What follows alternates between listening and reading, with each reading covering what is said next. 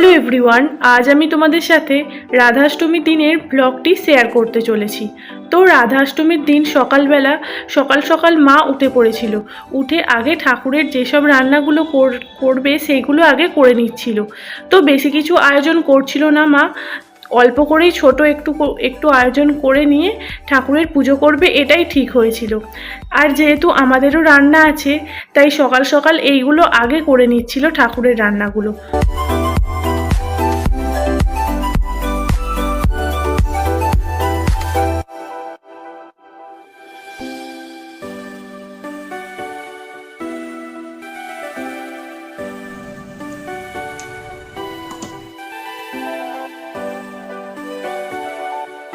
আর এদিকে দেখো কে চলে এসেছে, মিমি সোনা এখানে চলে এসেছে বেলুন চাকি নিয়ে খেলা করার জন্য।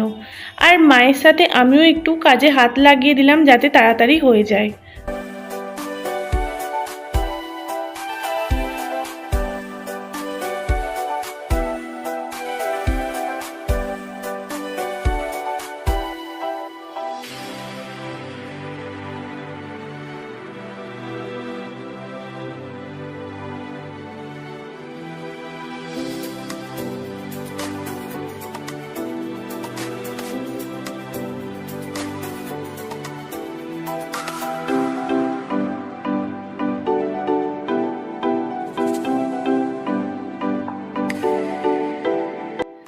আর ঠাকুরের ভোগের জন্য মা বেশি কিছু একটা করেনি, ওই লুচি করেছিল অল্প, আর একটু আলু ভাজা আর অল্প মালপোয়া।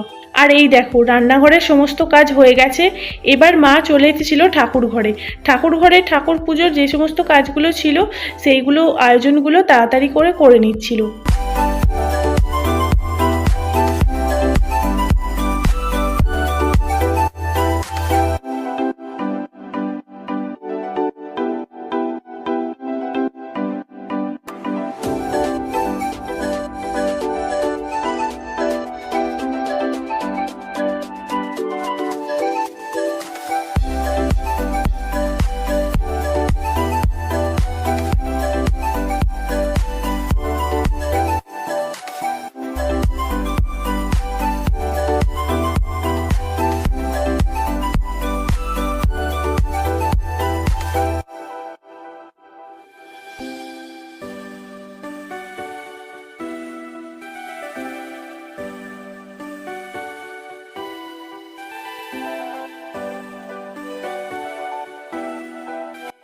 এরপর মা পুজো করে নিয়েছিল।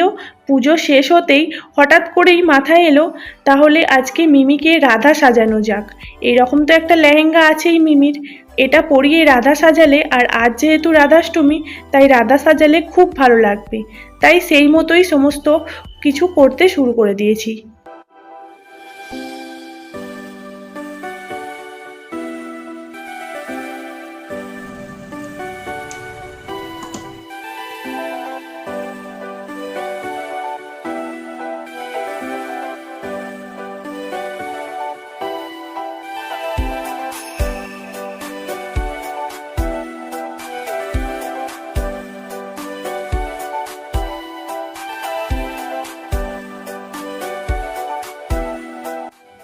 আর এই দেখো মিমিকে সাজিয়ে গুছিয়ে দিয়ে ঠাকুরের পাশে সিংহাসনের পাশে বসিয়ে দেওয়া হয়েছিল।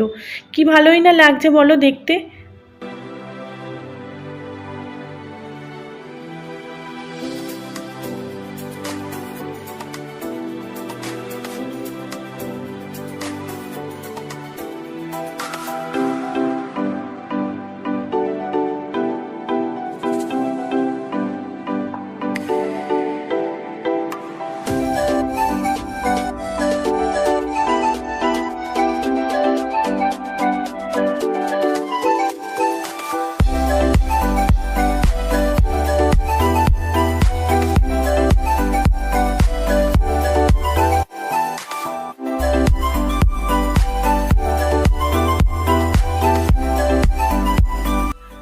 চলো আজকের ব্লগটা তাহলে এখানেই শেষ করছি।